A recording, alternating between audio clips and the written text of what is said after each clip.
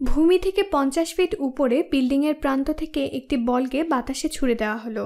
এর প্রাথমিক বেগ প্রতি সেকেন্ডে 20 ফিট। এই ঘটনার ক্ষেত্রে h, এখানে উচ্চতার জন্য h ধরা হয়েছে, সমান হলো ঋণাত্মক 16t বর্গ যোগ 20t যোগ 50t। এই সমীকরণটি ব্যবহার করে কত সময় পর বলটি ভূমি স্পর্শ করবে তা নির্ণয় করতে হবে। এখানে t হলো সময়। এই সমস্যায় আমরা এই সূত্র ব্যবহার করাই সুবিধাজনক। এই ধরনের সূত্র প্রয়োগ করে আরও সমস্যা সমাধান করা হলে বোঝা যাবে এই ধরনের সমস্যায় এটা বেশি কার্যকর। কিন্তু এখানে আমরা এই উদাহরণের মতো করেই সমস্যাটি সমাধান করব। তাহলে সমীকরণটি এখানে দেওয়া হয়েছে যেন t সেকেন্ড সময় পরে বলের উচ্চতা নির্ণয় করতে ব্যবহার হতে পারে এবং বলা হয়েছে এটা ভূমিতে স্পর্শ করতে কত সময় নেবে। তাহলে এটা যদি উচ্চতা হয় তাহলে এখানে বলটি যখন ভূমি স্পর্শ করবে তখন উচ্চতা সমান 0 হবে। সুতরাং ভূমি স্পর্শ করার আক্ষরিক অর্থ হলো সেখানে h সমান 0। তাহলে আমাদের নির্ণয় করতে হবে যে কোন সময়ে h সমান 0 হবে। তাহলে আমরা 0 সমান ঋণাত্মক 16t বর্গ যোগ 20t যোগ 50 সমীকরণটি সমাধান করছি। সমীকরণটি আরও সহজ করতে চাইলে দেখা যাবে যে এখানে সবগুলো পদই 2 দ্বারা বিভাজ্য। তাহলে আমরা সকল পদকে ঋণাত্মক 2 দ্বারা ভাগ করি।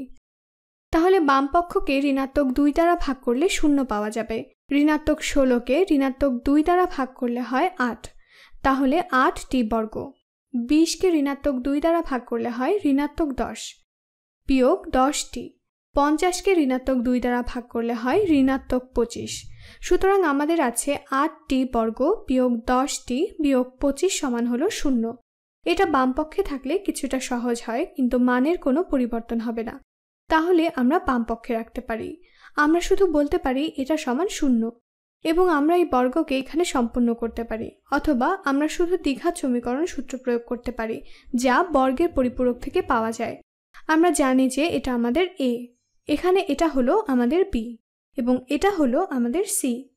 এবং দ্বিঘাত সমীকরণের সূত্র থেকে আমরা জানি যে এটা t চলকের ক্ষেত্রে মূলটি হবে ঋণাত্মক b যোগ বা বিয়োগ b এর বর্গমূল বিয়োগ 4ac এর বর্গ ভাগ 2a এর সমান। তাহলে এটা যদি আমরা প্রয়োগ করি আমরা পাবো t সমান ঋণাত্মক b। b হলো ঋণাত্মক 10, তাহলে ঋণাত্মক 10 হবে ধনাত্মক 10। ধনাত্মক বা ঋণাত্মক বর্গমূল ঋণাত্মক 10 বর্গ।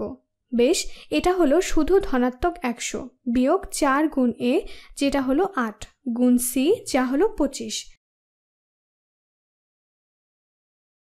এবং এই সবগুলো পদ ভাগ 2a।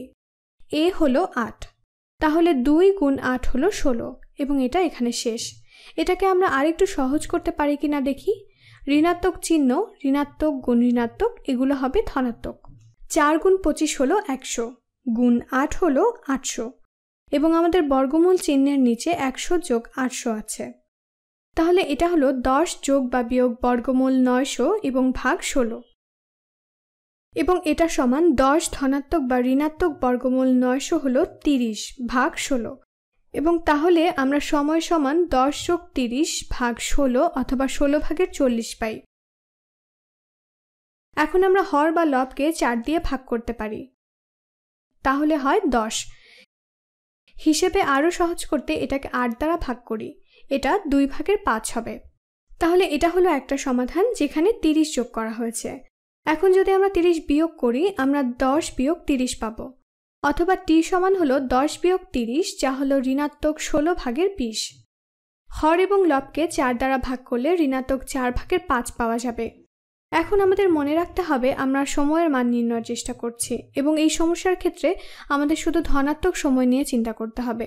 আমাদের নির্ণয় করতে হবে বলটি ভূমি স্পর্শ করতে কত সময় নেবে এবং আমরা ঋণাত্মক মান নিলে সময়ের পেছনে চলে যাব। সুতরাং আমরা এখানে ঋণাত্মক উত্তর নেব না, আমরা শুধু ধনাত্মক উত্তর সম্পর্কে চিন্তা করব। তাহলে এক্ষেত্রে সময়ের মান হিসেবে একমাত্র যা কাজ করবে তা হলো 2 ভাগের 5। আমরা অনুমান করছি এটা সেকেন্ডে।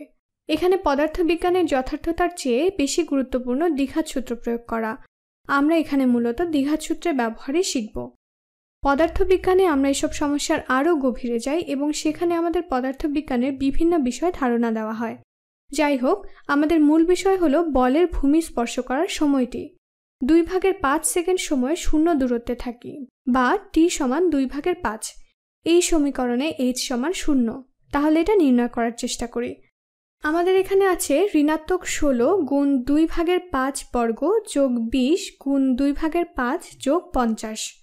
এটা সমান 0 হতে হবে। তাহলে এটা ঋণাত্মক 16 গুণ 4/25 যোগ, তাহলে দেখা যাক যদি আমরা 20কে 2 দ্বারা ভাগ করি আমরা পাবো 10। যদি আমরা 2কে 2 দ্বারা ভাগ করি তাহলে হবে 1 এবং 10 গুণ 5 হবে 50